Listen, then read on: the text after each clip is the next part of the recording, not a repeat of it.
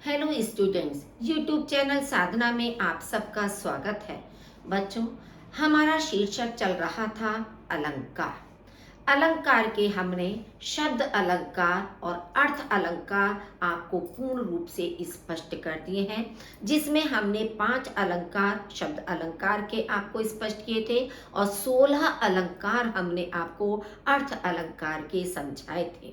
बहुविकल्पी प्रश्नों का एक सेट हम पहले भी आपको स्पष्ट कर चुके हैं, जिसमें आपके 30 प्रश्न थे। आज हम एक सेट आपके सामने और लेकर आए हैं, जिसमें 35 प्रश्न आपके दिए हुए हैं।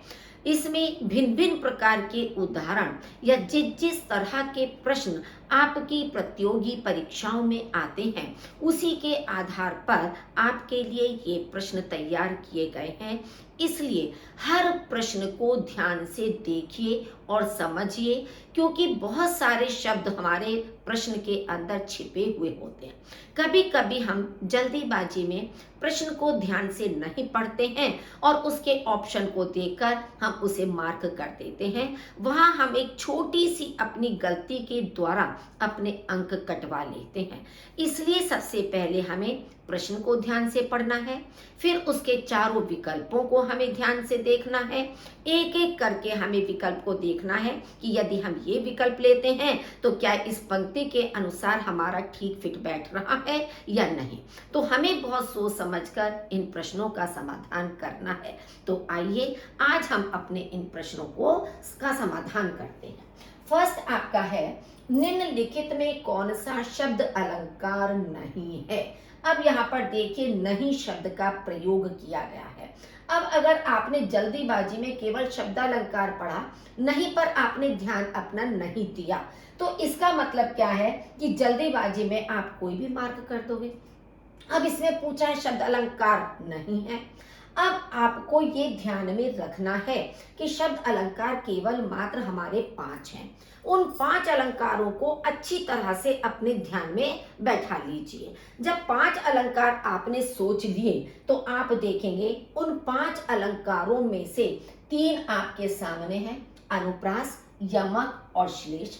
तीनों अनुप्रास के हैं। इसका मतलब रूपक हमारा उसमें नहीं आता है शब्द अलंकार में, तो सही उत्तर हमारा होगा रूपक अलंकार। सेकंड है आपका, सजना है मुझे सजना के लिए, पंक्ति में कौन सा अलंकार है। अब आपको बताया गया था कि जहां कोई एक शब्द 2 बार आता है वहां कौन सा अलंकार होता है, श्लेष। श्लेष में कोई एक शब्द 2 बार नहीं आता है, श्लेष आपका कट हो गया। अनुप्रास में वर्णों की आवृत्ति होती है, शब्द नहीं होता है, तो अनुप्रास आपका इसमें से कट गया। यमक, यमक में आपका एक शब्द 2 बार आता है और दोनों बार आपका अलग अलग अर्थ होता है। अब यहाँ पर आप देखिए, सजना और सजना 2 शब्द हैं, एक ही शब्द का 2 बार प्रयोग किया गया है। अब दोनों बार उसके अलग अलग अर्थ हैं। अब दूसरा सजना है, इसका मतलब होता है प्रियतम के लिए या नायक के लिए। सजना का मतलब है अपने को सौंदर्य प्रसाधन से सुसज्जित कर लेना, सजा लेना अपने को, चाहे आभूषणों के माध्यम से हो, चाहे किसी भी प्रकार का श्रृंगार करके हो। तो श्रृंगार से अपने सजना के लिए सजना। तो दोनों सजना शब्द का अलग अलग अर्थ होने से हमारा यमक अलंकार है, रूपक अलंकार भी हमारा कट गया। थर्ड है, बढ़त बढ़त संपत्ति सलिल, मन सरोज बढ़ जाई, पंक्ति में अलंकार है। अब आप देखेंगे कि पुनरुक्ति प्रकाश अलंकार। अब पुनरुक्ति प्रकाश अलंकार आपका इसमें हो सकता है, बढ़त बढ़त में भी आपका पुनरुक्ति प्रकाश अलंकार हो सकता है। फिर आपको देखना है, क्योंकि पुनरुक्ति प्रकाश अलंकार हमारा मुख्य अलंकारों के अंतर्गत नहीं आता है, तो इसलिए हमें पहले यह देखना है कि क्या इस पंक्ति में हमारा कोई मुख्य अलंकार दिया हुआ है। अब हमने आपको एक अलंकार में ये पहचान बताई थी कि 2 शब्दों के बीच में योजक चिन्ह दिया हुआ होता है। किसमें पहचान बताई थी, रूपक अलंकार में। तो अर्थ भी आप देखिए कि जैसे जैसे संपत्ति रूपी जल बढ़ता चला जाता है, वैसे ही वैसे मन रूपी कमल खिल जाता है। कि जैसे संपत्ति मनुष्य पे बढ़ती है उसका मन प्रसन्न हो जाता है और जल में कमल खिलता है। तो यहाँ पर एक तो पहचान हमारी योजक चिन्ह की हो गई, दूसरा जब हमने इसका अर्थ किया तो रूपी शब्द हमारा निकल कर आता है, यानी कि उपमेय में उपमान का आरोप लगाया गया है। तो इस तरह से इस अर्थ के आधार पर हमारा सही विकल्प होगा रूपक अलंकार। नेक्स्ट है आपका, लो यह लतिका भी भर लाई, मधु मुकुल नवल रस गागरी। अब आप यहाँ पर देखिए लतिका, लतिका माने लता होती है, कि लो यह लतिका यानी लता भी भर लाई, क्या भर लाई, मधु मुकुल नवल रस गागरी, कि कली रूपी गागर को भर लाई, रस से परिपूर्ण करके ले आई। अब लतिका जब लता है तो लता तो मनुष्य की तरह कोई कार्य नहीं कर सकती है। आप देखिए अब इसे नारी के समान, नायिका के समान कार्य करते हुए दिखाया गया है, तो इसलिए यहाँ पर आपका मानवीकरण अलंकार होगा, क्योंकि मानवीकरण अलंकार की परिभाषा आपकी यही है कि जहां जड़ या अचेतन वस्तु को मनुष्य के समान क्रियाएं करते हुए दिखाया जाता है, वहां आपका मानवीकरण अलंकार होता है।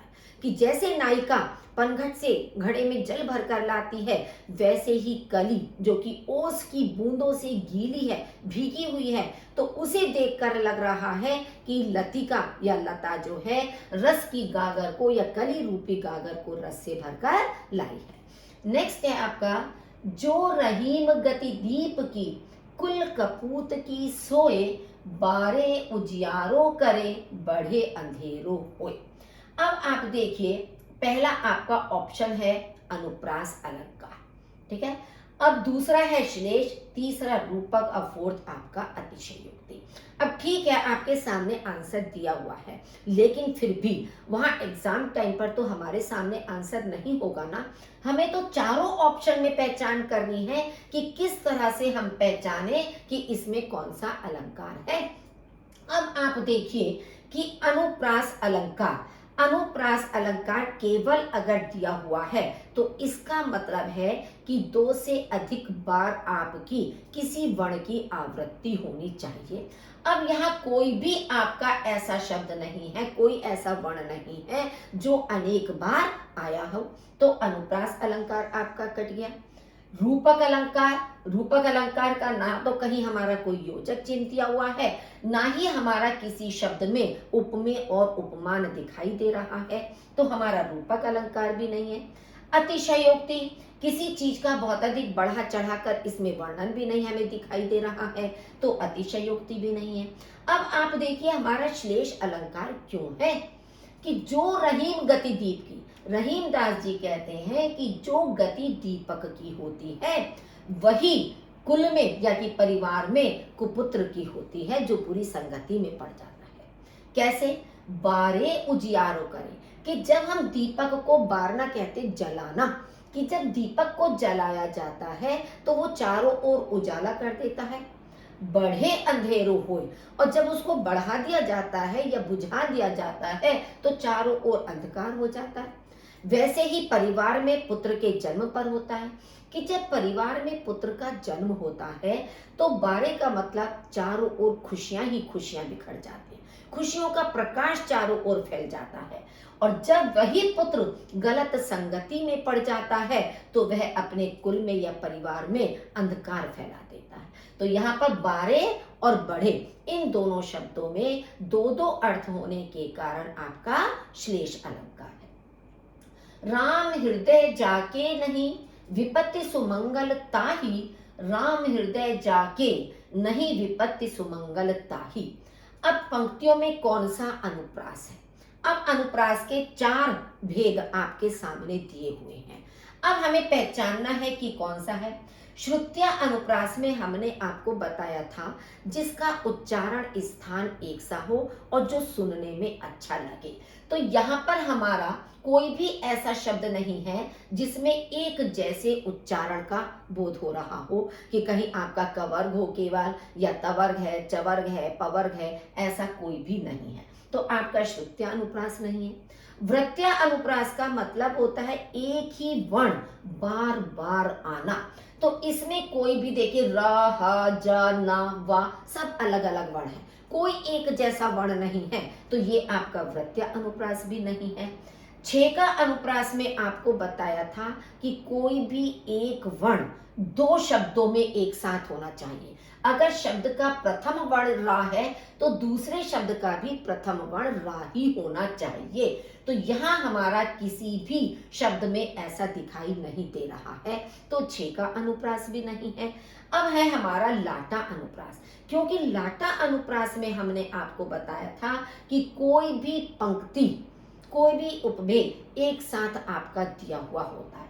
अब जैसे राम हृदय जाके नहीं, विपत्ति सुमंगलता ही, सेम चीज आपकी दूसरी पंक्ति में भी दिया है, केवल एक कॉमा का आपका अंतर है कि यहाँ नहीं के बाद लगा है, यहाँ जाके का। इसका मतलब हुआ कि जिसके हृदय में राम नहीं है, विपत्ति सुमंगलता ही, उसके जीवन में दुख ही दुख रहते हैं, विपत्ति रहती है, उसका कभी भी कुछ अच्छा नहीं होता है। राम हृदय जाके, जिसके हृदय में राम है, नहीं विपत्ति सुमंगलता ही, उसके जीवन में विपत्ति नहीं होती, हमेशा उसके जीवन में अच्छा ही अच्छा होता है, मंगल ही मंगल होता है। तो इस तरह से जहां पर जो हमारी पंक्ति रिपीट होती है उसमें आपका लाटा अनुप्रास होता है। पुरभवनों के कलशों से उलझे वायुयान। अब वायुयान, पुर माने नगर के, भवनों के कलश से उलझ रहे हैं, यानी कि क्या मतलब है कि जो नगर की ऊंची ऊंची इमारतें हैं, उस इमारत के ऊपर जो एक गुंबद सा है, जो सबसे ऊपरी भाग है, वो वायुयानों से टकरा रहे हैं। यानी कि ऊंची इमारतों का इतना अधिक बढ़ा चढ़ाकर इसमें वर्णन किया गया है कि जिससे वायुयान भी टकरा रहे हैं। तो इसलिए यहाँ पर बढ़ा चढ़ाकर वर्णन करने के कारण आपका अतिशयोक्ति अलंकार है।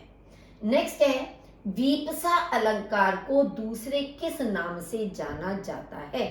ये प्रश्न बच्चों आपकी प्रतियोगी परीक्षा में आ चुका है, इसलिए इसको ध्यान में रखिए कि वीपसा अलंकार पुनरुक्ति प्रकाश के नाम से भी जाना जाता है। क्योंकि जैसे पुनरुक्ति प्रकाश में किसी शब्द की पुनरावृत्ति होती है, 2 बार वो शब्द आता है, ऐसे ही आप देखेंगे कि वीपसा अलंकार में मैंने जो उदाहरण आपको स्पष्ट किया था, ये अन्य और उदाहरण देखेंगे तो वहां भी कोई शब्द बार बार आता है किसी भी चीज के महत्व को अधिक बताने के लिए।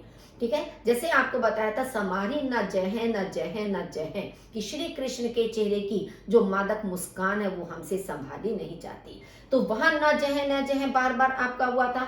ऐसे ही पुनरुक्ति प्रकाश में होता है कि एक शब्द आपका 2 बार आता है, दोनों का सेम मीनिंग होता है, एक जैसा अर्थ होता है। तो ये प्रश्न आप अच्छी तरह से अपने ध्यान में बना लीजिए। नेक्स्ट है, निर्मल तेरा नीर अमृत के सम उत्तम है।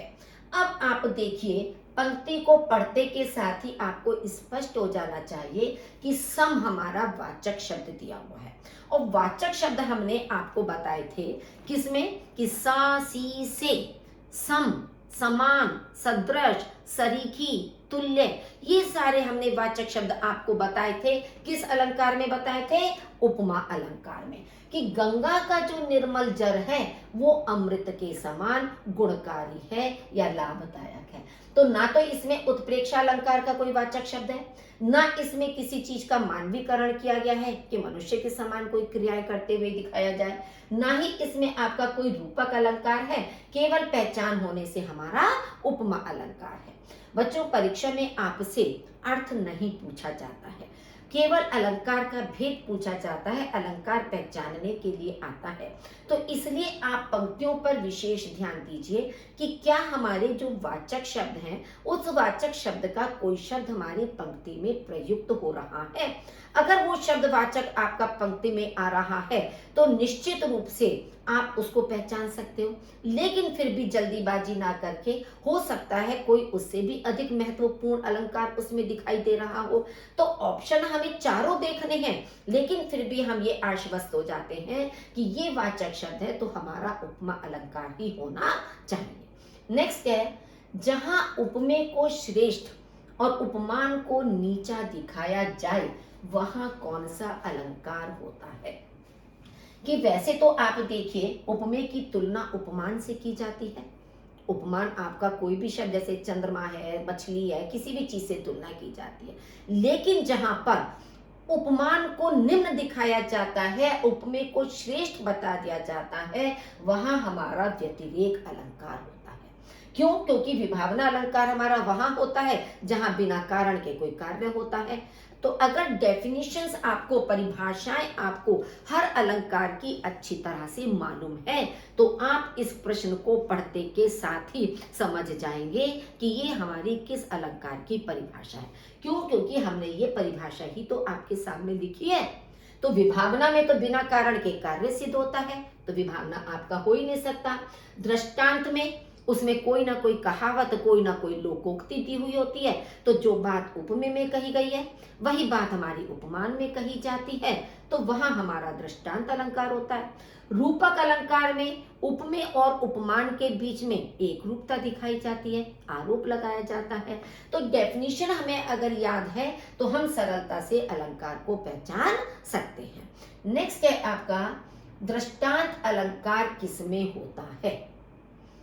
उपमेय उपमान की समानता में, उपमेय उपमान की समानता में तो उपमा अलंकार होता है।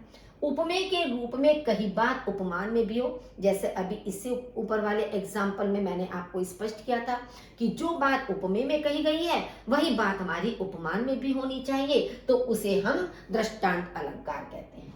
तो उपमेय उसे उपमान की विशिष्टता में गलत है, उपमेय से उपमान की हीनता में ये भी आपका गलत है। नेक्स्ट है आपका जहां एक वस्तु का वर्णन अनेक प्रकार से किया जाता है, वहां कौन सा अलंकार होता है? कि किसी भी एक वस्तु का वर्णन भिन्न भिन्न लोगों के द्वारा किया जाता है या किसी एक ही व्यक्ति के द्वारा भिन्न भिन्न प्रकार से किया जाता है, तो वहां हमने आपको अलंकार बताया था उल्लेख अलंकार, यानी कि किसी वस्तु का उल्लेख करना। असंगति नहीं हो सकता, असंगति में तो मेल नहीं होता है, कारण अलग होता है, कार्य अलग होता है, परस्पर कोई मेल ही नहीं होता है। अतिशयोक्ति में किसी चीज का बढ़ा चढ़ाकर वर्णन किया जाता है। अनियोक्ति में सामने हमारी पंक्ति का अर्थ कुछ निकल रहा है शब्दार्थ और उसका भावार्थ अन्य निकलता है, तो इसलिए यहाँ पर हमारा उल्लेख अलंकार है। नेक्स्ट है लगा दी किसने आकर आग, कहाँ था तू संशय का नाग। अब यहाँ पर आपके अनुप्रास अलंकार पूछा है कि पंक्ति में कौन सा अनुप्रास अलंकार है। अनुप्रास के चार भेद आपके सामने हैं। वृत्तीय अनुप्रास नहीं है क्योंकि कोई भी एक वर्ण बार बार नहीं आ रहा है। श्रुत्य अनुप्रास नहीं है क्योंकि किसी भी वर्ग के वर्ण एक साथ इसमें अधिकांश नहीं दिए गए हैं। अंत्य अनुप्रास, अंत्य का मतलब होता है अंत का वर्ण एक जैसा। अब आप देखेंगे आग में गा और नाग में गा, दोनों में गा गा एक जैसा दिया हुआ है, तो इसलिए ये हमारा अंत्य अनुप्रास है। लाटा में हमारा कोई ना कोई उपभाग दिया हुआ होता है। तेरी बर छीने हैं खलन के, पंक्ति में कौन सा अलंकार है? अब इसमें श्लेष अलंकार, यमक, वक्रोक्ति और उपमा। अब इसमें श्लेष अलंकार कोई नहीं है कि कोई एक शब्द ऐसा दिया हुआ हो कि जिसके अलग अलग संदर्भों में अलग अलग अर्थ निकल रहे हों, ऐसा नहीं है।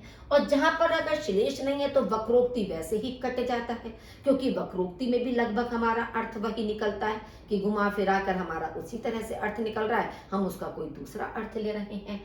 अब यहाँ पर आपका उपमा भी नहीं है क्योंकि किसी की तुलना किसी से नहीं की जा रही है। श्लेष यमक अलंकार है। कैसे? बर छीने, ये दो शब्द आपके दिए हुए हैं, दोनों के अलग अलग हैं। पहली बर्छी का मतलब है कि शस्त्र, अस्त्र शस्त्र जो होते हैं, जो योद्धा के पास होते हैं, कि तेरी बर्छी ने, बर छीने, शत्रुओं की जो श्रेष्ठ वीर थे उन श्रेष्ठ वीरों को छीन लिया, यानी उनको समाप्त कर दिया। खलन कहते हैं शत्रु, शत्रुओं के बर माने जो श्रेष्ठ योद्धा थे उन योद्धाओं को छीन लिया या उनको समाप्त कर दिया। तो बर्छी और बरछीने दोनों में अलग अलग अर्थ होने के कारण हमारा यमक अलंकार है। नेक्स्ट है नाचे अचानक हो रहे बिन पावस बनमोर। अब आप देखिए भ्रांति मां, इसमें कोई भ्रांति ऐसी नहीं हो रही कि भ्रम हो रहा हो किसी चीज को देखकर कि क्या है। विरोधाभास कि एक दूसरे की कोई अपोजिट या विरोध, विलोम शब्द भी हमें इसमें कोई नहीं दिखाई दे रहे हैं कि कोई विलोम वाला शब्द हो।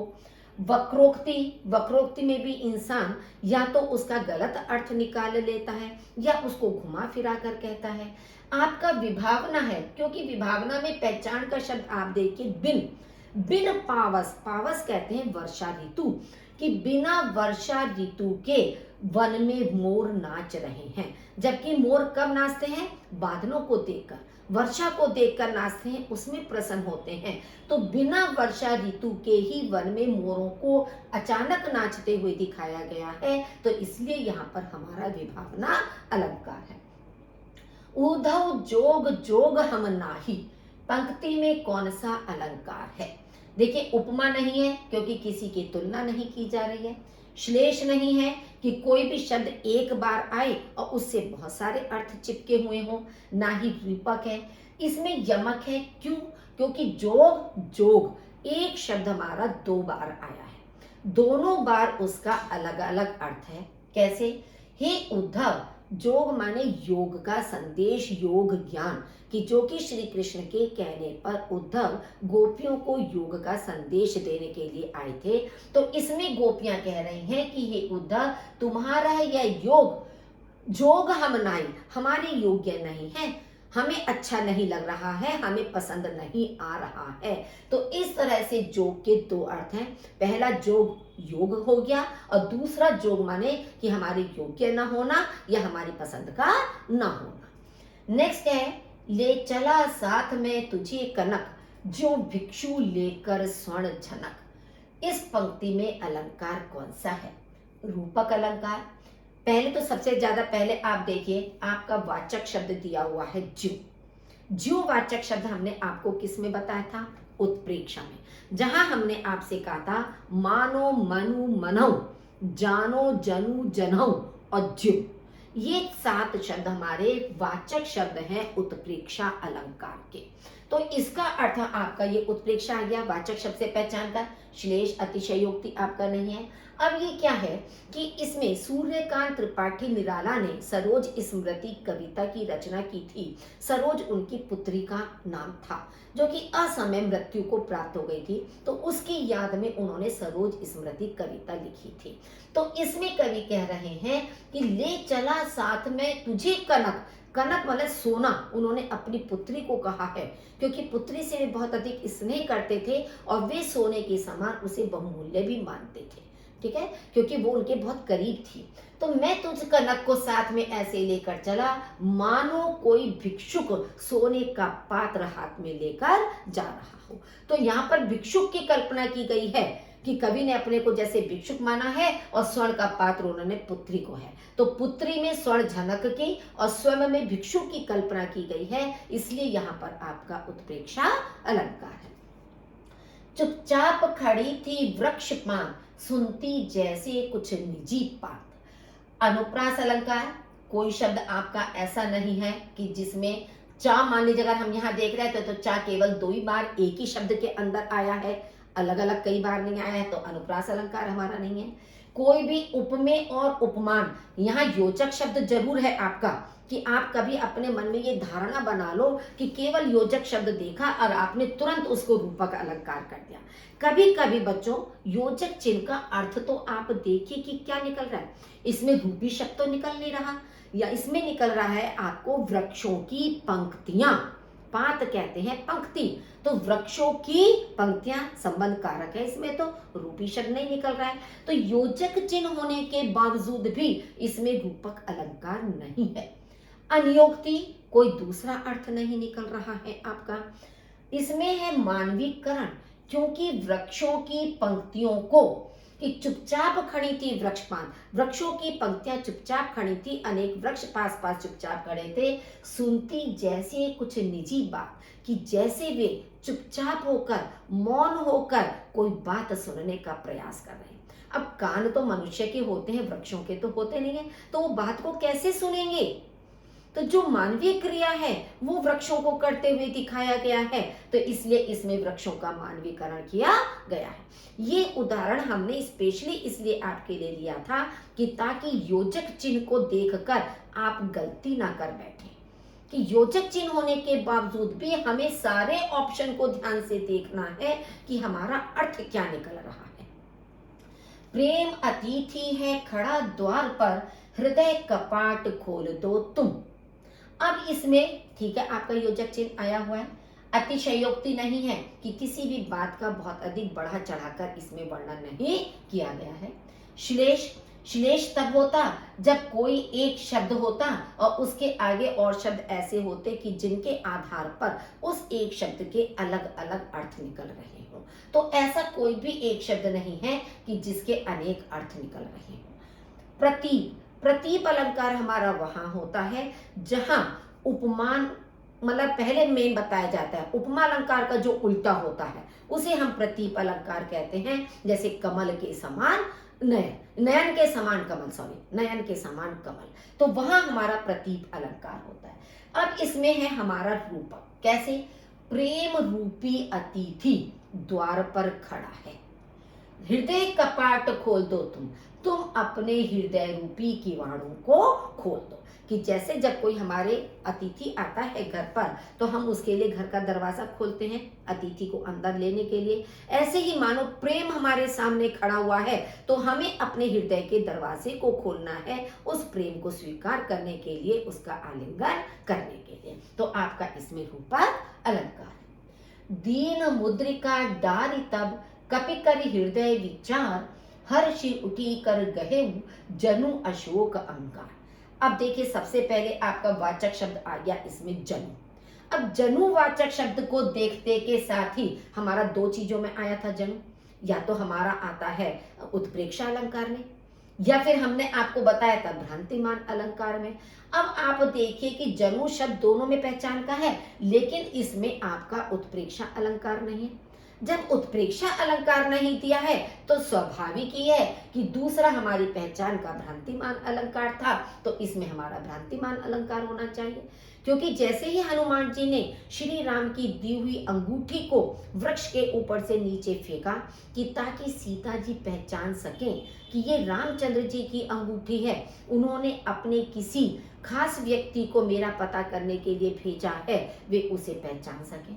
तो जैसे ही उन्होंने उस अंगूठी को नीचे फेंका तो वैसे ही अशोक वृक्ष के नीचे बैठी हुई सीता जी ने प्रसन्न होकर उसे अशोक के द्वारा दिया हुआ अंगार समझकर प्रसन्नता से उसे उठा लिया। तो यहाँ पर उनको भ्रम उत्पन्न हुआ, उस अंगूठी में किस चीज का? अंगारे का भ्रम हुआ। नेक्स्ट, क्षमा शोभती उस भुजंग को जिसके पास गरल हो, उसको क्या जो दंतहीन विष रहित विनीत सरल हो। पंक्तियों में कौन सा अलंकार है? अब आप देखिए इसका अर्थ हमारा क्या निकल रहा है कि क्षमा उसी सर्प को, भुजंग का मतलब होता है सर्प को, कि क्षमा उसी सर्प को सुशोभित देती है जिसके पास विष होता है। कि अगर मान लीजिए किसी सांप के पास विष है उसके बावजूद वो किसी को माफ करता है तो यह उसका विनम्र स्वभाव हुआ। उसको क्या जो दंतहीन विष रहित विनीत सरल हो। और जिस सर्प के पास ना तो दांत है काटने के लिए ना ही उसके पास विष है, और वो यदि किसी को क्षमा करता है तो उसका क्षमा करने का कोई महत्व नहीं। क्यों? क्योंकि उसके पास तो वो शक्ति ही नहीं है कि वो किसी को काट सके या किसी के अंदर विष फैला सके जिससे कि वो मृत्यु को प्राप्त हो जाए। तो ये तो इसका आपका शाब्दिक अर्थ हो गया। अब दूसरा अर्थ क्या है कि अगर कोई शक्तिशाली व्यक्ति जिसके अंदर शत्रु को पराजित करने की शक्ति विद्यमान है, सामर्थ्य है, वो अगर अपने सामने शत्रु को क्षमा कर देता है, माफ कर देता है, तो उसकी क्षमा उसके लिए महत्व रखती है। लेकिन जो कायर व्यक्ति होता है जिसके अंदर शक्ति ही नहीं है, उसको खुद ही अपने अंदर ये डर लग रहा है कि दूसरा व्यक्ति मुझे समाप्त ना कर दे, मार ना दे, तो वो अगर शत्रु को माफ करता है या उससे युद्ध ना करने की बात कहता है तो इसमें उसका कोई विनम्र स्वभाव दिखाई नहीं देता है। तो इस शाब्दिक अर्थ के अलावा जब हमारा दूसरा कोई भाव निकल रहा है तो वहां हमारा अन्योक्ति अलंकार होता है। यानी कि अन्य कोई दूसरी बात कही गई है। नेक्स्ट है चमचमात चंचल नयन बिच घूंघट पट झीन मनहु सुर सरिता विमल जल उछरत जुगमीन। अब आप देखिए, सबसे पहले तो आपकी पहचान का शब्द है इसमें मनहु, मानो। अब इसका अर्थ भी क्या है, जब मनहु हमारा दिया है तो उपमा तो हमारी किसी चीज से दी नहीं गई है इसमें, ठीक है। ना ही इसमें कोई श्लेष अलंकार है कि कोई भी एक ऐसा शब्द हो कि जिसके हम अलग अलग अर्थ निकाल सकते हो। इसमें बच्चों कि श्लेष अलंकार को पहचानने के लिए सबसे ज्यादा जरूरी है कि आपको अनेकार्थी शब्द याद होने चाहिए कि एक शब्द के अलग अलग कौन से अर्थ निकल सकते हैं, क्योंकि श्लेष का मतलब ये होता है कि एक शब्द से अनेक अर्थ चिपके हुए होते हैं।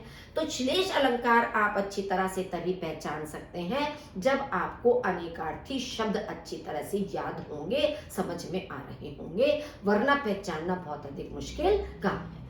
अब आप देखिए उत्प्रेक्षा, क्योंकि हमारा वाचक शब्द दिया हुआ है कि चमचमाते हुए चंचल नेत्र घूंघट के पट झीन कहते हैं कि बहुत पतला कपड़ा जो पारदर्शी सा हो कि जिसके अंदर आर पार चीज दिखाई दे रही हो। तो ऐसे झीने वस्त्र के बीच में, घूंघट के ऐसे झीने यानी पतले वस्त्र के बीच में चंचल नैन चमचमा रहे हैं, मानो सुर सरिता विमल जल, मानो गंगा के शुद्ध जल में जुगमीन मछलियों का जोड़ा उछल रहा। जुग माने जोड़ा, मीन माने मछली, कि मानो मछलियों का जोड़ा गंगा के निर्मल जल में उछल रहा हो।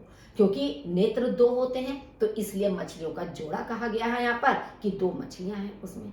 तो इस तरह से वाचक शब्द को भी देखना है और पंक्तियों के अर्थ को भी समझने का प्रयास करना है। नेक्स्ट है उपमेय को निषेध करके उपमान होने का आरोप किया जाए वहां अलंकार होता है।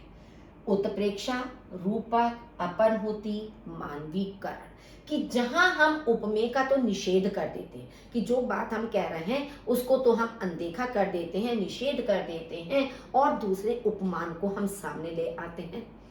तो उसे, जैसे हमने एक एग्जाम्पल भी आपको बताया था कि गरजते घन नहीं बजते नगाड़े हैं, कि जब बादल गरज रहे हैं उनकी गड़गड़ाहट सुनाई दे रही है, लेकिन उसको तो हमने निषेध कर दिया और उसके स्थान पर हमने नगाड़ों की स्थापना कर दी, नगाड़ों को ले आए जो कि उपमान है हमारे। या तो हम ये कहते कि नगाड़ों के समान बादल गरज रहे हैं तो हमारा उपमा अलंकार हो जाता, लेकिन वैसे भी यहाँ पर उपमा नहीं दिया हुआ है आपका। तो जहां किसी उपमेय को निषेध करके उपमान को आरोपित किया जाए वहां अपनहुति अलंकार होता है। तो ये आपकी अपनहुति अलंकार की परिभाषा है। नेक्स्ट है काम सा रूप प्रताप दिनेश सा सोम सा शील है राम महीप का। ये भी हमने आपको जब पढ़ाया था तब क्लियर किया था कि राजा राम का रूप कामदेव के समान है, उनका प्रताप सूर्य के समान है, सोम सा शील है, उनका आचरण चंद्रमा के समान है। तो अब इसमें पूछा है पंक्तियों में अलंकार कौन सा है। अब उल्लेख अलंकार, क्योंकि राम का भिन्न भिन्न प्रकार से उल्लेख किया गया है। प्रतीप नहीं हो सकता क्योंकि उपमा का कोई उल्टा नहीं है। दृष्टांत में कोई कहावत या लोकोक्ति इसमें नहीं दी है। संदेह भी नहीं है। अब यहाँ पर आपका ये हो सकता था कि हमने उल्लेख भी दिया है, एग्जाम में यहाँ प्रतीक की जगह पर आपका उपमा अलंकार लिखकर आ सकता है, संदेह के स्थान पर उपर्युक्त दोनों लिखकर आ सकते हैं। अगर इस तरह की स्थिति में आपका आता है तो आपका राइट ऑप्शन होगा उपर्युक्त दोनों, क्योंकि इसमें हमारे दोनों अलंकार आ सकते हैं। नेक्स्ट है आपका तुमने अनजाने वह पीड़ा छवि के सर से दूर भगाती। पंक्ति में अलंकार है। अब देखिए यमक अलंकार नहीं, क्यों? क्योंकि कोई भी शब्द हमारा दो बार नहीं आया है तो यमक अलंकार हमारा हट गया। अनुप्रास अलंकार, कोई भी एक वर्ण हमारा इस पंक्ति में कहीं रिपीट नहीं हो रहा है, नहीं आ रहा है, तो अनुप्रास अलंकार भी हमारा गया। रूपक अलंकार भी कहीं ना तो आपका योजक शब्द है, ना ही हमारा किसी भी शब्द में उपमेय या उपमान दिखाई दे रहा है कि किसी से कोई भी अभेद आरोप लगाया गया जो तुलना जैसे शब्द हो, वो भी नहीं है। अब आप देखिए श्लेष अलंकार कैसे? यहाँ एक शब्द आपका दिया है सर। सर शब्द के अनेक अर्थ होते हैं। सर माने सरोवर भी होता है और सर माने बाण भी होता है, दोनों अर्थ है। तो अभी मैंने आपसे कहा था कि श्लेष अलंकार के लिए अनेकार्थी शब्दों का याद होना जरूरी है। तो जब सर शब्द के हमारे दो अर्थ निकल रहे हैं, सरोवर भी और बाण भी, तो आपका ये देखिए कि तुमने अनजाने वह पीड़ा छवि के सर से दूर भगा दी। अब मान लीजिए प्यास से पीड़ित व्यक्ति है, उसके सामने सरोवर है, तो उस सरोवर के जल से उस व्यक्ति की पीड़ा दूर हो गई, भाग गई। अब दूसरा क्या है? छवि के सर से, सुंदरता के बाणों से तुमने जो निराश दुखी व्यक्ति है उसके दुख को, उसकी पीड़ा को दूर भगा दिया। कि अचानक अगर हमारे सामने कोई सौंदर्य से भरपूर कोई वस्तु, कोई व्यक्ति आ जाता है, तो उसको देखकर, उसके सौंदर्य से अभिभूत होकर हम अपने दुख को भूल जाते हैं, पीड़ा को भूल जाते हैं। तो इस तरह से सर शब्द में यहाँ पर श्लेष अलंकार है। रावण सर सरोज बनवारी, चली रघुवीर सिली मुखधारी। अब इसमें सिली मुख में अलंकार पूछा है कि कौन सा है। उन्होंने स्पष्ट दे दिया कि पूरी पंक्ति में आपको कुछ और नहीं देखना है, आपको सिली मुख बताना है कि सिली मुख का क्या मतलब होता है। अब लाटा अनुप्रास आपका नहीं हो सकता क्योंकि कोई भी पंक्ति आपकी रिपीट नहीं हो रही है। इसमें वृत्य अनुप्रास भी नहीं है क्योंकि वृत्य अनुप्रास में आपका होना चाहिए एक वर्ण बार बार आए, वो भी ऐसा नहीं आ रहा है। और फिर हमें उससे कोई मतलब भी नहीं, हमसे तो केवल सिली मुख पूछा है, तो इसलिए ये तीनों तो हमारे वैसे ही कट गए हैं।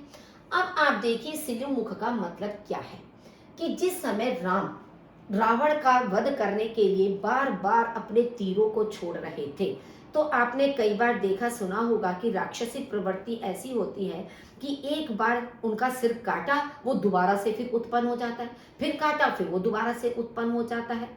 कई बार आपने देखा होगा दुर्गा सप्तशती पढ़ते हो, उसमें भी राक्षसों का यही होता था कि रक्त की बूंद भी गिर गई तो उससे राक्षस उत्पन्न हो जाता है।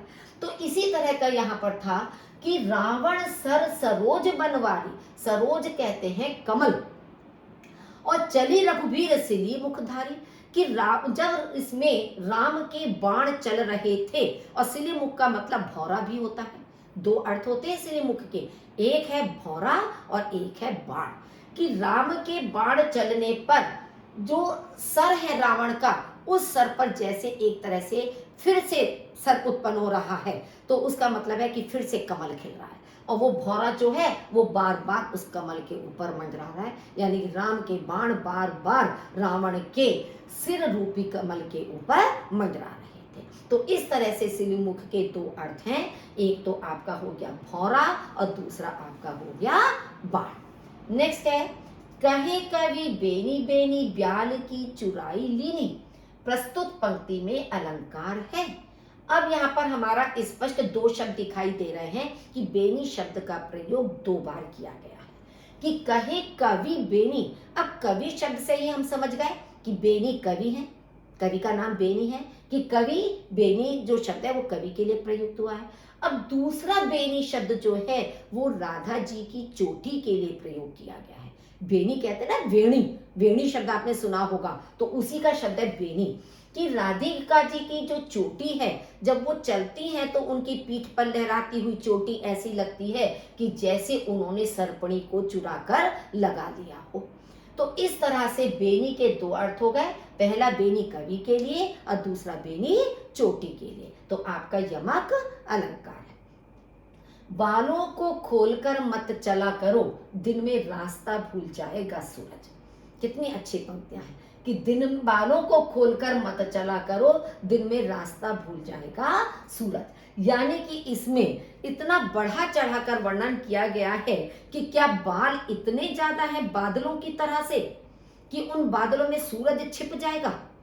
तो इस तरह से यहाँ पर सूरज का और बालों का यहाँ पर इतना बढ़ा चढ़ाकर वर्णन किया गया है, जिसके कारण यहाँ पर अतिशयोक्ति अलंकार है। के कारण रोवे बाला, जनु टूटे मोतिन की माला। अब आप देखिए वाचक शब्द आपका दिया हुआ है जनु। जनु शब्द पढ़ते के साथ ही हमारे मस्तिष्क में दो चीजें आ जाती हैं, या तो भ्रांतिमान अलंकार या उत्प्रेक्षा अलंकार। अब भ्रांतिमान अलंकार हमारा यहाँ पर दिया हुआ नहीं है, तो जब भ्रांतिमान अलंकार नहीं दिया है तो स्वाभाविक भी कि हमारा उत्प्रेक्षा अलंकार होगा कि कोई भी बाला, छोटी बच्ची कह कह करके रो रही है, लगातार रोती चली जा रही है किसी कारण से, ऐसा लग रहा है उसे देखकर मानो उसकी मोतियों की माला टूट गई है। कि छोटी बच्ची की कोई माला टूट जाए, कोई खिलौना टूट जाए, या उसकी जो बहुत अधिक पसंदीदा चीज होती है यदि वह टूट जाए, समाप्त हो जाए, तो वो छोटा बच्चा जोर जोर से रोने लगता है। तो उस समय मान लीजिए माला उसके पास टूटी हुई भी पड़ी है, तो इसलिए कवि ने ये कल्पना की है कि वह इस तरह से रो रही है मानो उसकी मोतियों की माला टूट गई है। बिगड़ी बात बने नहीं, लाख करो किन कोय, रही मन फाटे दूध को, मथे न माखन होए। अब आप इसमें देखिए कि हमने आपको बताया था कि दृष्टांत में जो चीज उपमेय में होती है वही चीज हमारी उपमान में भी कही जाती है। अब दोनों पंक्तियों का लगभग हमारा अर्थ एक जैसा है कि रहीम दास जी कहते हैं, जिस प्रकार फटे हुए दूध को हम बार बार कितना भी मथने का प्रयास करें लेकिन उससे माखन नहीं निकल सकता, और ना ही दूध अपनी पहली जैसी स्थिति में आ सकता है, वैसे ही क्या है, बिगड़ी बात बने नहीं। यदि एक बार हमारी बात किसी से बिगड़ जाती है, हमारा किसी के साथ कोई मन मुटाव हो जाता है, तो फिर हम लाख प्रयास कर लें, कितनी भी कोशिश हम क्यों ना कर लें, लेकिन पहले जैसी स्थिति नहीं हो पाती है। हमारे हृदय, हमारा मन उस प्रकार से नहीं मिल पाता जिस स्थिति में वह पहले था। तो इसलिए यहाँ पर हमारा दृष्टांत अलंकार है। अंबर पनघट में डुबो रही, तारा घट ऊषा नागरी। अब आप देखिए, योजक शब्द भी आपके 3 जगह दिए हुए हैं, ठीक है। अब इसमें अनियोक्ति तो है नहीं, क्योंकि किसी शाब्दिक अर्थ कुछ और अन्य अर्थ कुछ और निकल रहा हो। अब यहाँ पर आप देखिए, ऊषा रूपी नायिका अंबर रूपी पनघट में तारे रूपी घड़ों को डुबो रही है। अब हर जगह हमारा रूपी शब्द निकल रहा है और योजक चिन्ह भी लगा हुआ है, तो इसका मतलब हमारा रूपक अलंकार है। अब इसमें ऊषा का मानवीकरण भी किया गया है, क्योंकि ऊषा को एक नायिका के समान चित्रित किया गया है, तो ऊषा रूपी नायिका, तो हमारा मानवीकरण भी हो गया। तो जहां हमारे दोनों अलंकार हैं तो वहां हमारा आएगा उपर्युक्त दोनों, यानी कि इन पंक्तियों में हमारे दोनों अलंकार। अगर बाई दिवे दोनों में से एक ही अलंकार दिया हुआ होता तो आप उसी को मार्क करते, मानवीकरण नहीं होता तो आप रूपक को मार्क करते, या रूपक नहीं दिया होता, मानवीकरण होता तो आप मानवीकरण को सही करते, और तीसरा इस रूप में आया तो आप इस रूप में इसको मार्क करोगे। नेक्स्ट है, जरा से लाल केसर से कि जैसे धुल गई हो।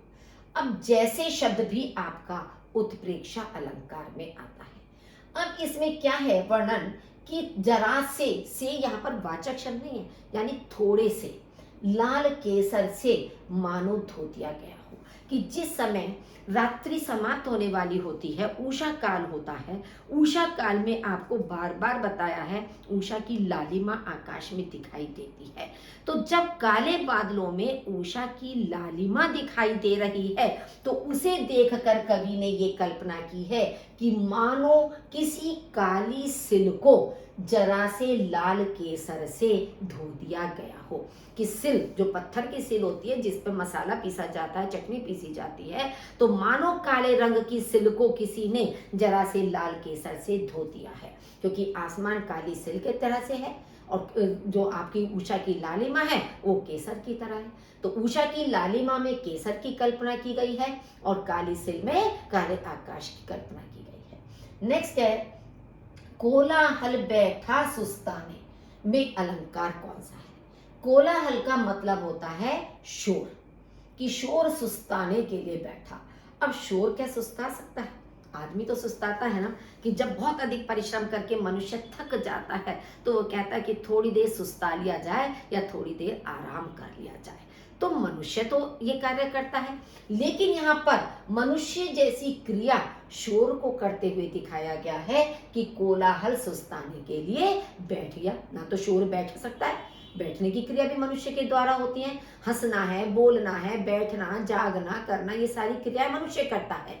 तो वही क्रिया जब किसी अचेतन वस्तु को या जड़ वस्तु को करते दिखाया जाता है तो वहां हमारा मानवीकरण अलंकार होता है। नेक्स्ट है, तुमने पैरों में लगाई मेहंदी, मेरी आंखों में समाई मेहंदी। अब आप इसमें कौन सा अलंकार है? देखिए, दृष्टांत हमारा इसलिए नहीं है क्योंकि दोनों पंक्तियों का अर्थ हमारा एक जैसा नहीं आ रहा। कोई लोकोक्ति, कोई कहावत इसमें नहीं दी गई है। भ्रांतिमान भी इसलिए नहीं है क्योंकि किसी चीज में कोई भ्रम नहीं हो रहा है, कोई संशय नहीं हो रहा है कि जिसके कारण इसमें भ्रांतिमान हो। व्यतिरेक वहां होता है कि जहां उपमेय को श्रेष्ठ बता दिया जाए और उपमान को निम्न बता दिया जाए, तो ऐसा भी नहीं है। अब यहाँ पर क्या है कि मेहंदी पैरों में लगाई जा रही है, लेकिन उस मेहंदी का प्रभाव आंखों में दिखाई दे रहा है। तो असंगति, आपस में कोई मेल ना होना। तो जहां परस्पर कोई मेल ना हो वहां हमारा असंगति अलंकार होता है। नेक्स्ट है, नेत्र के समान कमल है, जबकि हमारा होता क्या है, कमल के समान नेत्र है, उपमा अलंकार होता है। अब ये उपमा अलंकार का विपरीत है, उल्टा है कि नेत्र के समान कमलों को दिखाया गया है, तो इसलिए यहाँ पर हमारा प्रतीप अलंकार होगा। प्रतीप अलंकार हालांकि प्रतियोगी परीक्षा में बहुत कम पूछा जाता है, लेकिन फिर भी कभी कभी कोई परीक्षक हो सकता है कि कहीं से कोई उसके पास ऐसी बुक हो, कोई बहुत पुराना कोई ऐसा क्वेश्चन पेपर हो कि जहां इसको दिया गया हो, यदि पूछ लिया जाए तो इसलिए हमें हर चीज की जानकारी होना आवश्यक है। तो आज इन 35 उदाहरणों के माध्यम से बच्चों, मुझे लगता है कि जो 21 अलंकार मैंने आपको समझाए हैं वो बहुत अच्छी तरह से आपको समझ में आ गए होंगे। अब इनसे मिलते जुलते अन्य उदाहरण भी यदि आपकी परीक्षा में पूछे जाए तो आपको इसी तरह से प्रश्न पर ध्यान देना है, उसके चारों विकल्पों पर ध्यान देना है कि ताकि एक एक विकल्प को आप क्रॉस करते चले जाएं कि जो आपकी उस पंक्ति में फिट नहीं बैठ रहा है आप उसे साथ ही साथ क्रॉस करते चले जाएं। फिर आप देखिए कि मान लीजिए आपने एक क्रॉस किया, फिर दूसरा किया, फिर उसके बाद जो 2 शेष बचे उसमें आप देखिए।